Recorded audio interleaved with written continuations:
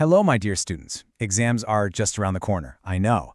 And sometimes poetry can feel a bit tricky, right? But please, don't you worry one bit. Today, we're going to dive into a really beautiful poem by Kamala Das called Blood. And we'll go through it so simply that by the end, you'll know it like the back of your hand. So let's jump right in. The whole poem starts with this really sad picture.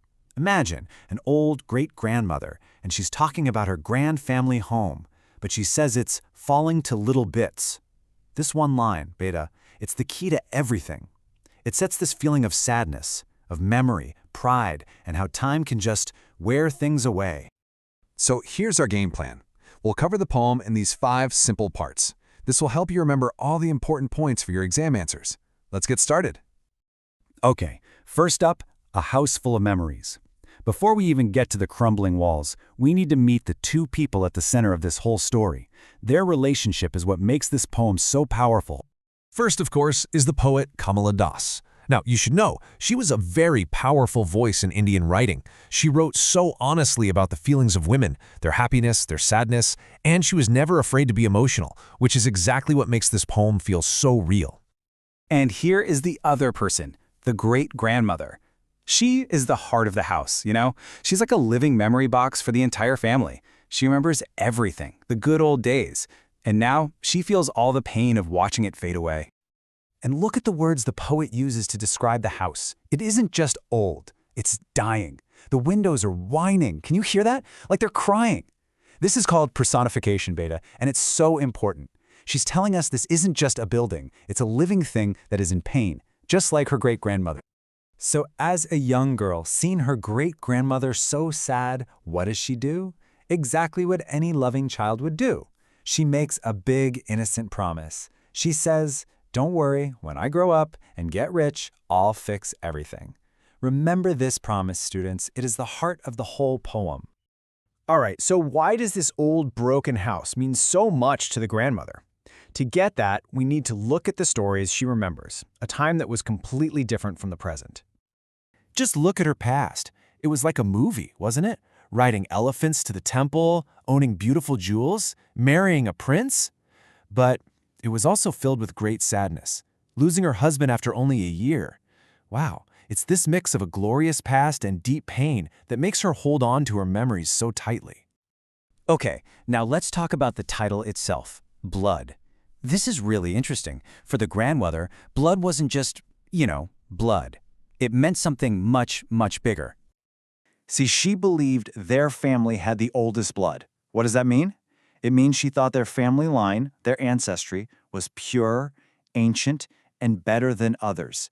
It was a sign of their royal history, their high status.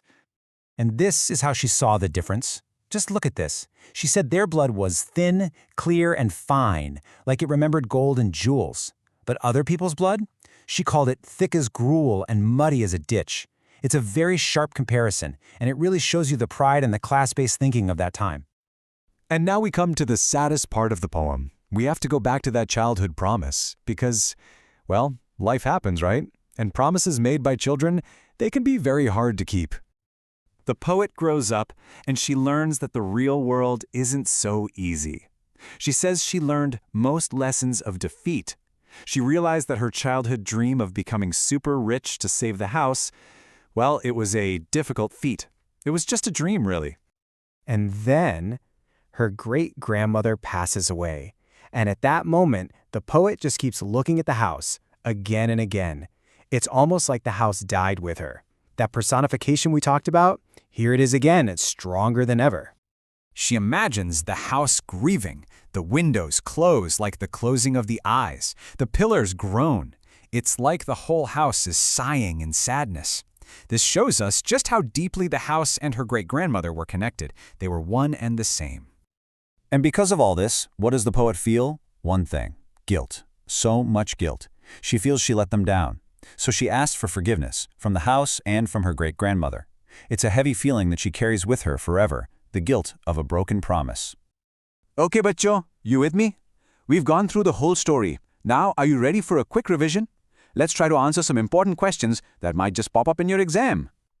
First one, what is the main conflict, the struggle, going on inside the poet's mind? Think about it. What are the two big things pulling her in opposite directions?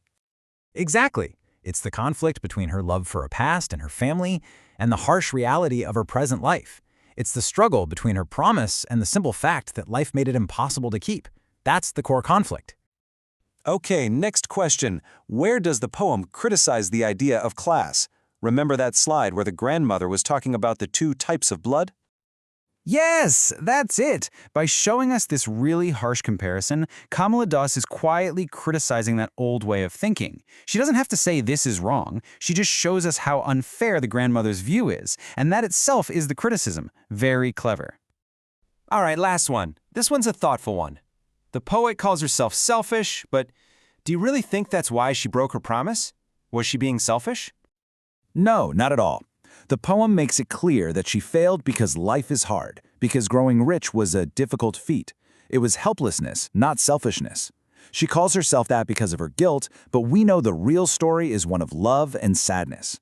And that's it. I really hope this helped you understand the poem better. Just remember the feelings in the story, and you will do great. All the best for your exams. You can do it.